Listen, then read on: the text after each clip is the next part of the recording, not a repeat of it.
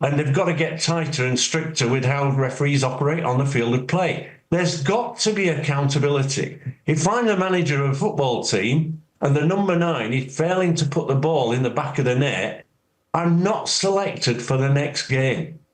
And this is how it should operate with referees. This is a very, very interesting conversation we're about to have. What an unfortunate situation that we're in right now. You have been in and around the industry of refereeing for a very long time. Have you ever seen a situation like this where the integrity of the industry has been compromised in this way? No, never. I was the former boss of the PGMOL, and this revelation, and looking at the video, was absolutely shocking. It's stupid of the referee. You know, there's not AI involved, because that was my first view. I thought, is this AI? But it's not. And for me, there's only one route. Obviously, he's a paid employee of the PGMOL. It has to go through due process because he is an employee, and we have to look at employment law. I have been, when I was boss of the PGMOL, in a situation where I had to suspend 2 referees for nothing like this, but I can tell you and assure your viewers that the investigation will be thorough, very, very thorough.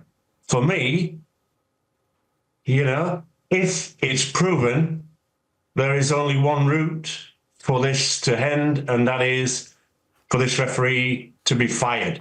I'm quite clear about that. There is no future for someone who has put into question the integrity of match officials. This has affected referees at all levels of the game in our country, grassroots through to the professional game. It's appalling.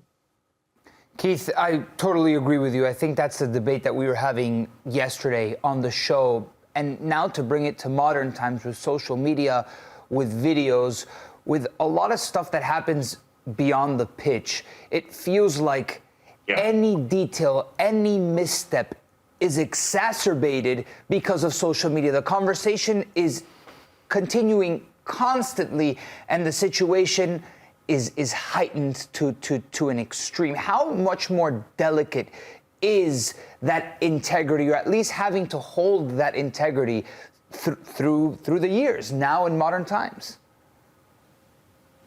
You know, I had 23 years of refereeing at the professional and international level. Integrity is the very, if you like, foundation of refereeing. Trust in our competence, trust by the players in how we perform on the field of play. We're human beings, we make mistakes, but our integrity should not be questioned. This, unfortunately, this episode does put into doubt and fans the flames of fans in relation to integrity issues.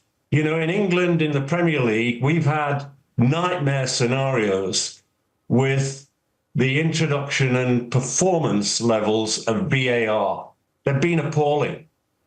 We've seen not technology assisting the referees, but actually impairing their ability to get decisions right. That is down to, I think, of lack of leadership and direction.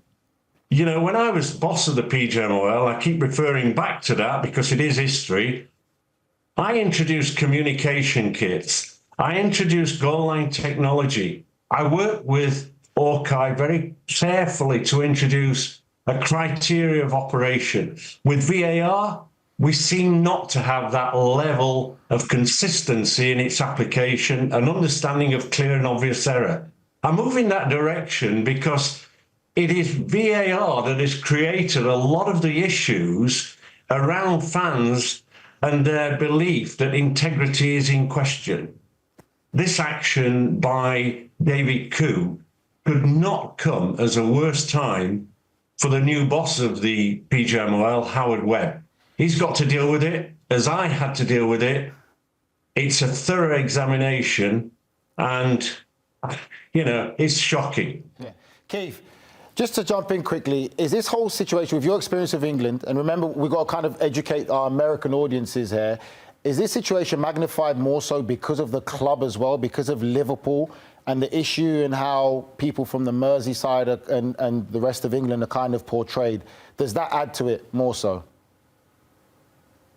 Absolutely. There's no doubt. I mean, first of all, the Premier League is beamed around the world to 211 territories. There's 22 cameras at each game, minimum. And therefore, the decision-making process is forensic. The social media platforms, the television stations, create entertainment that, in fairness, funds the game. It actually produces huge amounts of money. So referees and the integrity of referees is so important.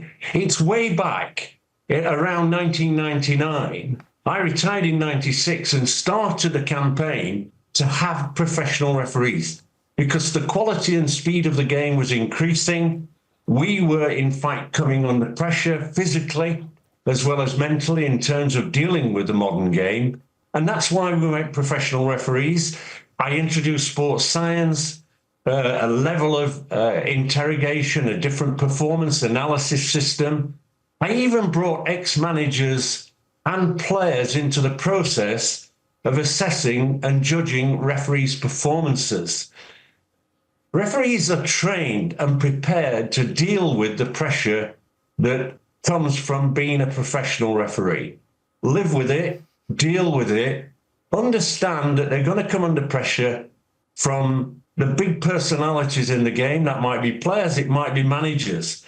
There's no doubt that Klopp was vociferous and demonstrated on the side of the pitch sometimes, an act that trying to apply pressure to the referee. Yeah, Jose Mourinho the same. I mean, and there's managers all over the world, right? That you have to deal with. It's the nature of the job, and the nature of being human is having biases, Keith. Right? We're all born with biases, given our context that we're introduced into this world, and we have a certain set of ways of thinking. Now, as a referee, I expect you to, even if you have these biases, go out and referee an objective game. So what is the PGMOL doing in order to ensure that despite biases, we are having a full set of referee teams that can go out and impose an impartial match and an impartial refereeing onto a game? We have full use of sports science. We have full use of technology. Let me tell you that any minor error is magnified by the media, because games are covered forensically. And as a result, referees have got to step over that white line, fully prepared, but in front of them is a white canvas, and be privileged to be on the field of play, sharing it with the great players. I've had that opportunity, Platini, Maradona, George Best. I've officiated all those guys. I've had the best seat in the house and a wonderful career that is enjoyable. Now they get paid a good salary. It's down to them and down to the management and down to Howard Webb to make certain that a standard of our officiating gets back to where it used to be, and we overcome this problem. And the first thing they've got to do is make certain that referees understand the area that they're operating in and that they can't be unprofessional in their approach on and off the field of play. This is a profession. It's a living for them. It pays their mortgage. We demand excellence. This is not excellence. When I listen and watch David Coote and his comments, which were appalling. And the PGMOL have to act. They've acted. They're now going through due process. But I don't see a way back for this referee. Keith, do you want to come back to your position and remain in charge? I love everything that you're saying right now.